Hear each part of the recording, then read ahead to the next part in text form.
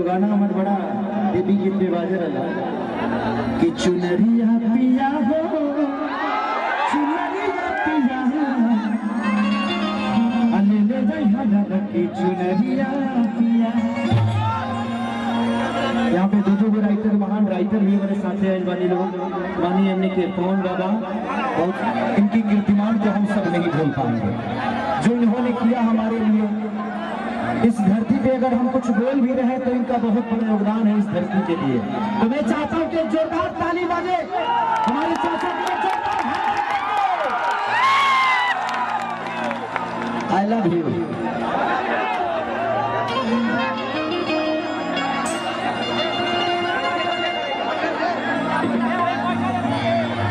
और बब्बन भैया को ढेर सारी शुभकामना कि आज बब्बन भैया की वजह से और एगो हमारे चाचा जी मोह छठ के गए रानी हमारे साथ है।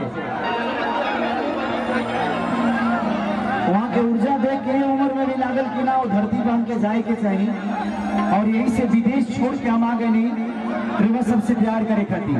आज खेसरिया दुनिया के कोनो कोना में जाओ तो कहा लेकिन वो उनके आशीर्वाद वाले हलस तब वो लायक बहुत। ऐसे हम कोशिश करेंगे कि हर वक्त हर समय रोज सबकी मनोरंजन खातिर कुछ नया करी कुछ अच्छा करी ताकि रोज सबके प्यार हमेशा हमारा तो बनल रहे। तो थोड़ा सा भाई थोड़ा सा साउंडवा के लग से थोड़ा सा पीछे रह बोलो तो देर देर तक हम गा पाए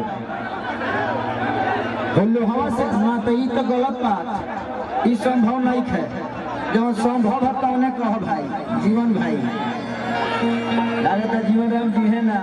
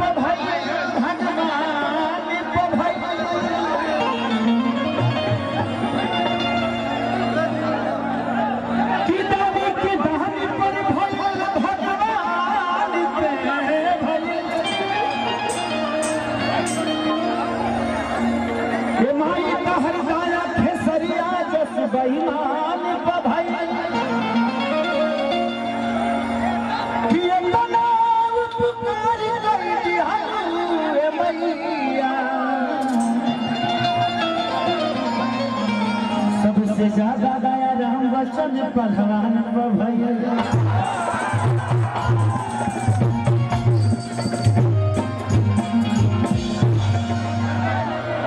देखिए ये धरती से राम जुड़ गई भाई यहाँ के नाम में राम बा तभी के हम लोग कहे लगा पहले के लोग नामों रखत हमार नाम शत्रुघ्न है लेकिन क्या कर बोलो केसरिया प्रचलित हो गई वहीं क्षेत्र का बराबर ऐसा बना हो। आज हमके हमारे नाम से हमारे घर के लोग भी ना जान पाएगा इस समाज हमके खेसरिया बोला से खेसरिया के का ना बोला ट्रेंडिंग स्टार था हिस्ट्री स्टार था मिस्त्री स्टार हिट मशीन बताओ इतना नहीं शरीर के लोग मशीन बना दे लोग के प्यारे था कि माँ की ज्योति से नूर मिलता है सभी के दिलों को सरूर मिलता है।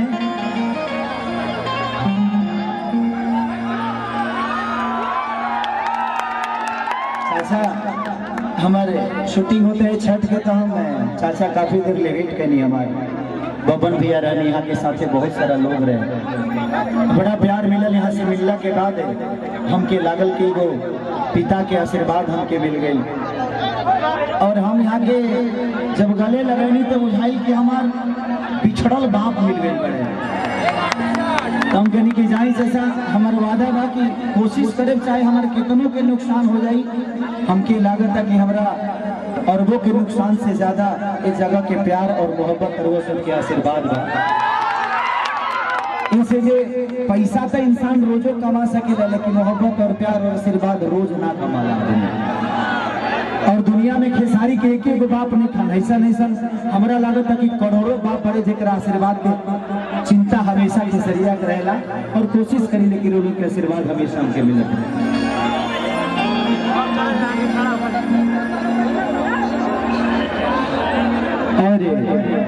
अभी अब सुनिए कि चाचा मुखिया से भी खड़ा बड़ी, चाचा हमारे चाची खड़ा बड़ी, हमारे माई खड़ा बड़ी, तो हम अपील करत तनी एक बार खेसरिया के माई के जिता दिया लो।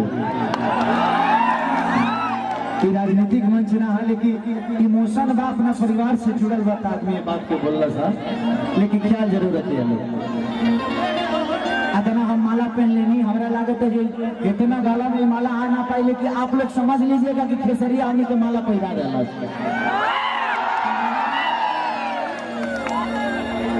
कि महक के ज्योति सिंदूर मिलता है, सबके दिलों को सरूर मिलता है, कि महक के दरबार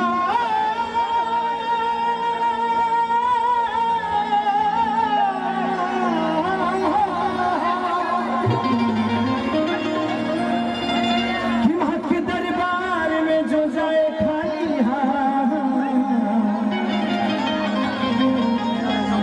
उसे कुछ न कुछ जरूर मिलता है।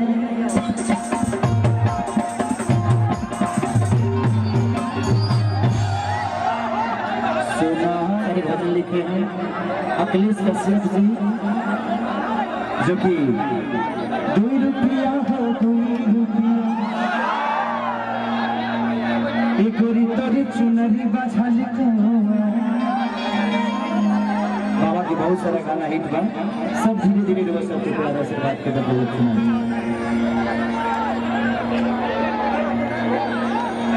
लेकिन